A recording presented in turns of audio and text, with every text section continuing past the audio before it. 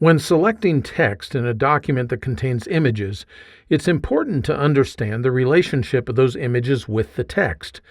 It is that relationship that determines how the images are selected.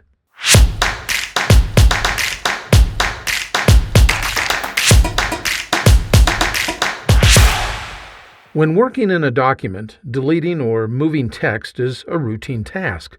The first step in doing this type of editing is to select the text that you want to move or delete. However, if there is an image adjacent to the text, Word selects the image along with the text. This can be frustrating, particularly if you only want to select the text. You may wonder if there's a way to select just the text without the images. There are two ways that images can be placed in a Word document: inline or floating. If you've been working with Word for a while, you pick up clues about images that can tell you what type you're dealing with. The rock-solid answer about whether an image is inline or floating is to right-click on the image, and then you choose the Wrap Text option right there, and you can see that, notice that it puts that helpful little thing over there which stops us from being able to see it. But if you can see underneath really quick, you can see that the inline with text is selected. That means that this image that is currently selected is an inline image. If we went a little bit further down in this document, well, you can see another image, and if we right-click on it and then choose Wrap Text, you can see that this one has the word square that is highlighted. This tells us that it is a floating image. Anything that isn't in line with text is considered a floating image.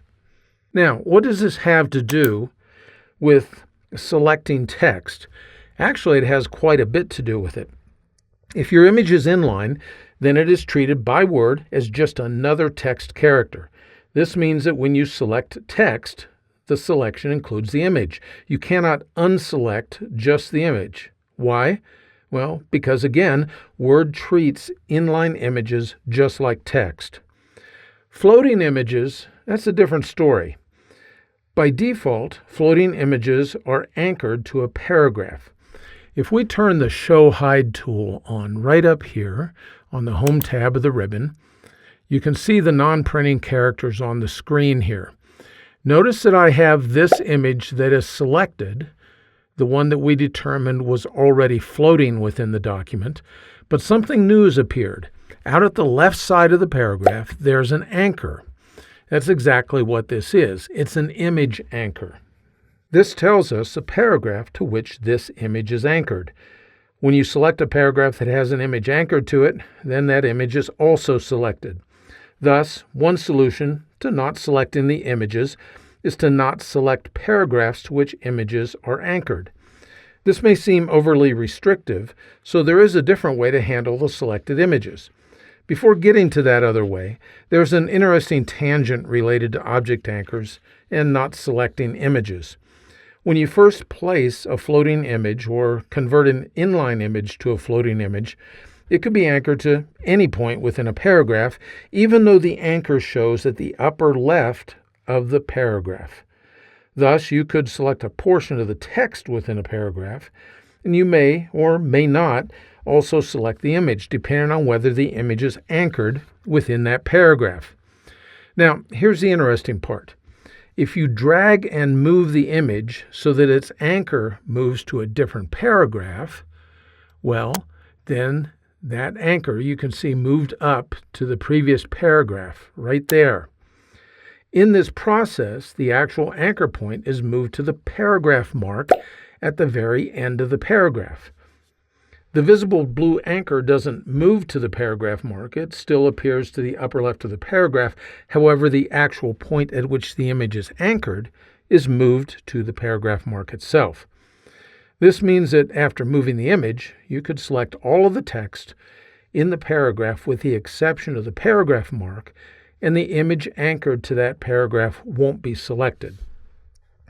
Quite honestly, though, when you're working with floating images, the easiest way to exclude them from whatever you've selected is to apply a technique that you're probably already familiar with. First, go ahead and select all the text. We're just going to select this text right here. You can see that the image was selected at the right-hand side of the screen. Now, hold down the Control key as you click on the floating image.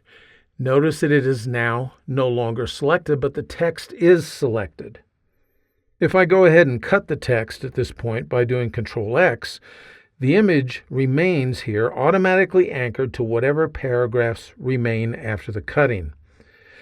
Now, note if you try this technique with an inline image, Control clicking will deselect everything except the image on which you Control clicked. Why? Well, because again, Word treats inline images just like text.